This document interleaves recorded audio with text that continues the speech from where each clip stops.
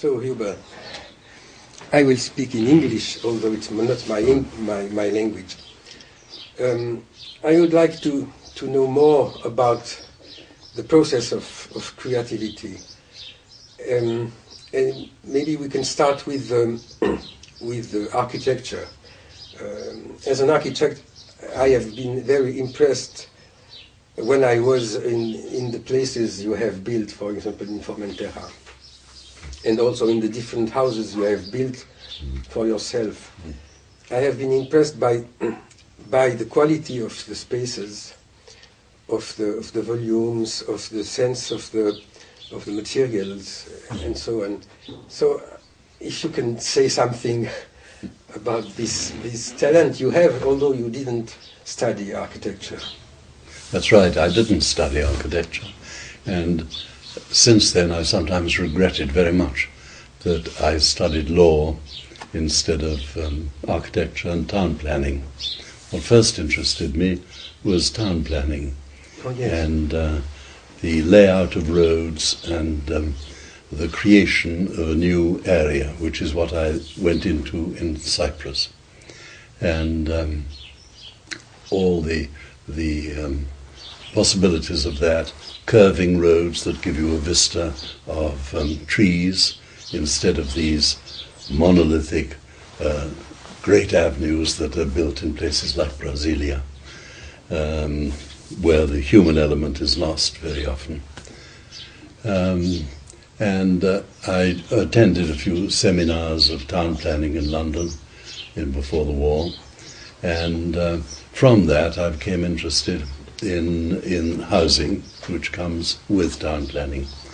I felt that the laying out of roads, for instance, is one of the most permanent things you can do in humanity, really.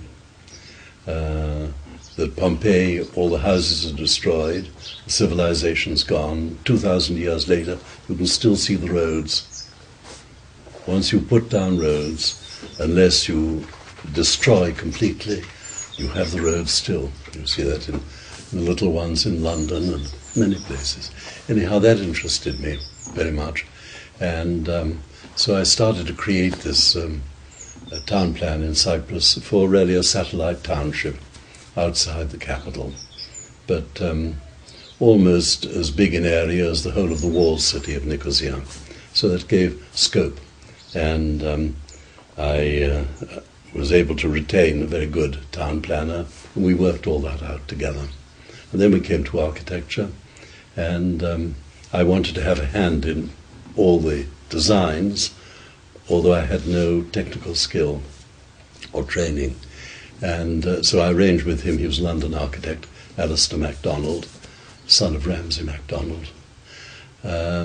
He seconded an architect to me to work in the office with me. And so we developed that, and I've always had an interest ever since. I've done that in Switzerland and in Spain.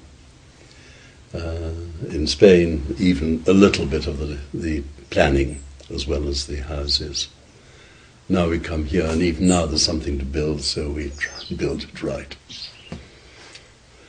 So, thank you very much. Now, coming back to your writings, I'm interested to know a little more about the process itself. Your writings, and then we can say something about the shape, the form of the writings, and the succession of the different books, the relation between them, etc. All right, very good, Marc. I had done a little bit of ordinary writing in the past. When I was a student, I would write accounts of my journeys and photographs of them, and they went to magazines, to Country Life in England and Geographical in England. And so I had ordinary writing facility reasonably well. But I'd never written anything more. I had a plan for an autobiography when I'd already reached the advanced age of 25, I think, with accounts of my trips to Mount Athos and various things that I felt would be good. So naturally I never did it. And since then, I'd done no more writing, really, until coming to SUBUD. And then in the first year, 1957, as I told you, Bapak one day said, you will write in relation to SUBUD. It will be like a commentary on Susila Buddhidharma, because there is much to say still. And he said, again, you don't have to think, you don't have to study, you just write. Take paper, take pencil, write.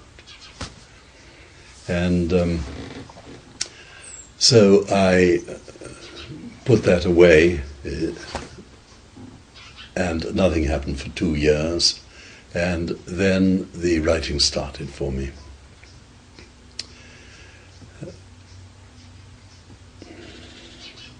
By a curious coincidence, on the yacht we were talking of yesterday, we had this man who was interested in spiritualism, really, who'd started in SUBUD, and he came back from a session of theirs on board one day, and he said, we received that somebody here is going to receive writing. I wonder who that is. And that was, I suppose, in 6 months before it happened. And then, when we were in Ireland, in this house that I mentioned,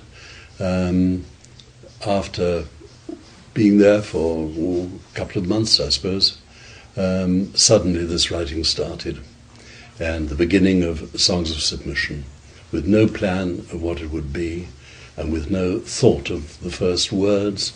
And when the first chapter came, it ended, but I never knew what the second one was going to be. And each chapter was completely new, like going out of port into the sea. It was unknown ahead.